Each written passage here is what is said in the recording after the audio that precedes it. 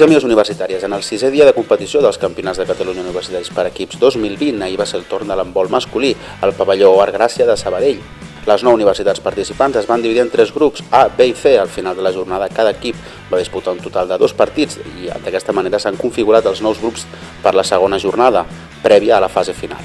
Destaquem del grup A la doble victòria de la Universitat Autònoma de Barcelona. La vigent campiona no ha donat opció als seus rivals i s'ha classificat amb 4 punts en la primera posició. En el grup B destaquem que la UPC ha acabat com a líder després de guanyar els seus 2 partits en un duel vibrant que ha sigut contra la Universitat de Barcelona, la vigent subcampiona, on han quedat 12-14, sens dubte un dels millors partits de la jornada. Mentrestant, en el grup C ara sí vam viure el duel de la jornada, on la Universitat Internacional de Catalunya es va imposar 15-14 a la Universitat de Girona. D'aquesta manera, la Universitat Internacional de Catalunya passa com a primera de grup.